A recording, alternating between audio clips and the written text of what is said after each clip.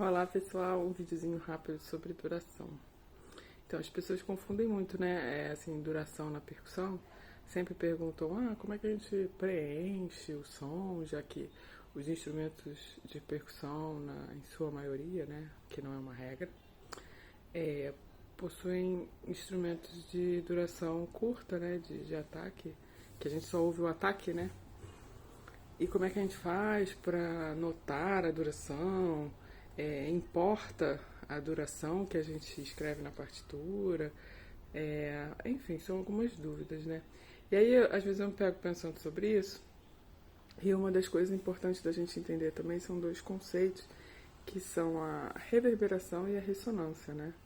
Reverberação é quando a gente tem um som que ele reflete, né? Como se fosse uma reflexão do som em paredes, quaisquer obstáculos que tenham na frente, né?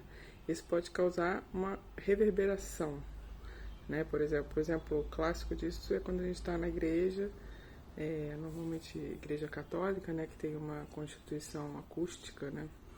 Que é muito propícia a isso, que a gente toca alguma coisa e depois de alguns segundos aquela nota ainda está reverberando no local.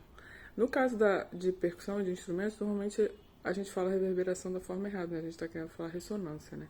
Então, ressonância dos instrumentos é a capacidade física do corpo do instrumento de vibrar após ser percutido, né?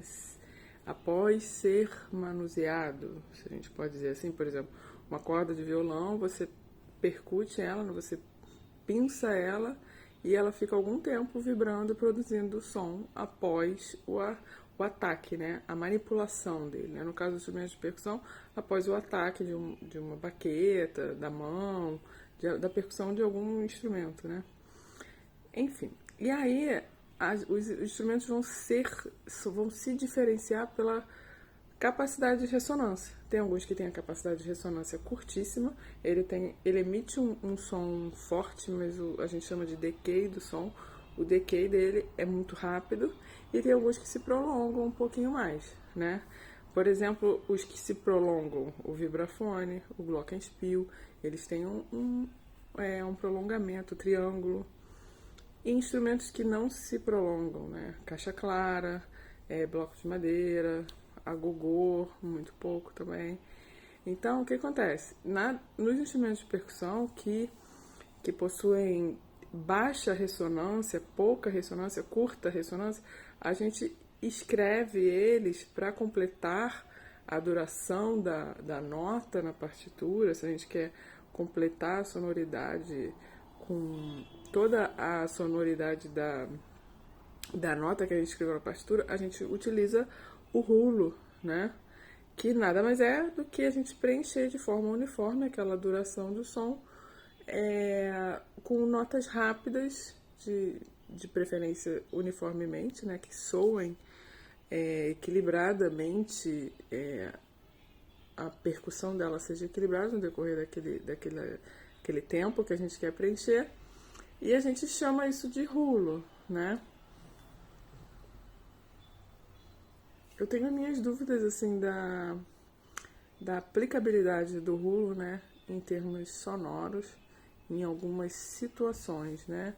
E aí rola uma confusão com relação ao rulo, porque os compositores, alguns, né? Não vamos generalizar, mas tem a tendência de achar que isso é uma decisão do percussionista. Por exemplo, escrevendo para marimba, se você escreve uma nota de uma semibreve, que o percussionista deve decidir se vai tocar rolo ou não. E isso não é uma decisão do percussionista. Às vezes até o percussionista toma essa iniciativa por conta da notação que fica óbvia ali, que harmonicamente o compositor queria ouvir aquela nota até o final do compasso, por exemplo.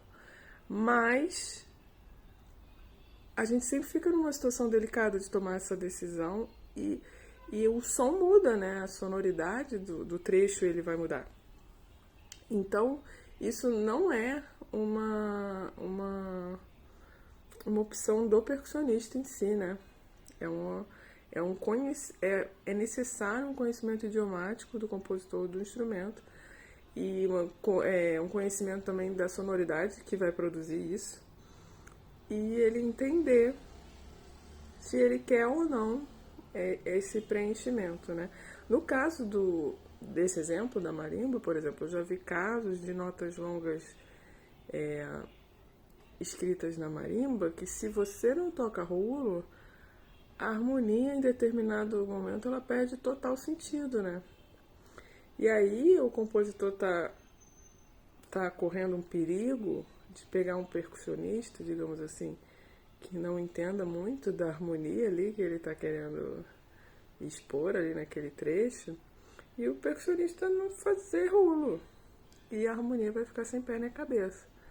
Dependendo da nota, né, que ele coloque ali na marimba, isso vai ter bastante problema, vai dar bastante problema na harmonia, né? Outra questão que as pessoas costumam me perguntar também é sobre os que possuem muita ressonância, por exemplo, o prato, o triângulo também, né, gera muita dúvida. Por exemplo, o triângulo, eu devo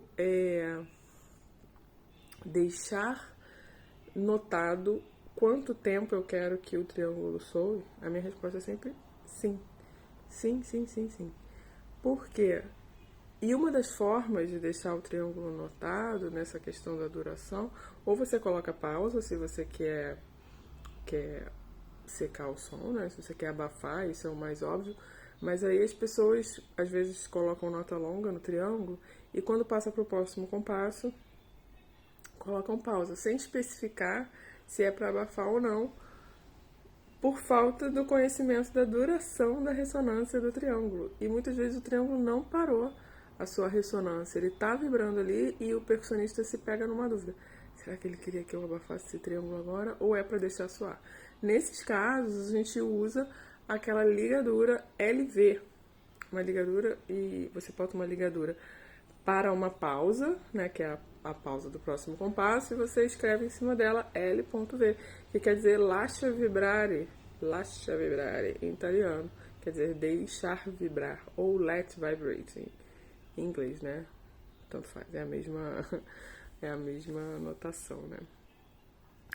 Enfim, então a gente tem que ter em mente o conhecimento físico do instrumento, a constituição física do instrumento, a gente tem que conhecer isso, e tem que também conhecer a notação que a gente quer utilizar naquele instrumento. A gente vai colocar rulo, a gente sabe que a ressonância é baixa, a gente vai colocar rulo ou não? Harmonicamente, essa nota é importante, eu preciso colocar rulo para que verticalmente aquela harmonia continue a soar bem ou não? Então, é importante a gente entender. E a gente entender que o rulo é uma outra sonoridade, então ele muda, né? Uma qualidade ali sonora, uma estética, talvez. Por exemplo, na marimba, nesse caso que eu falei da marimba, se for um coral que o cara está escrevendo, e aí ele escreveu uma nota longa na marimba, ele precisa daquela nota na harmonia e ele vai botar um rolo. Talvez um rolo não soe tão bem dentro de um coral harmônico, né? Enfim. Não sei se eu esclareci muito, mas estava com vontade de fazer esse vídeo sobre duração. Tá bom? Beijo!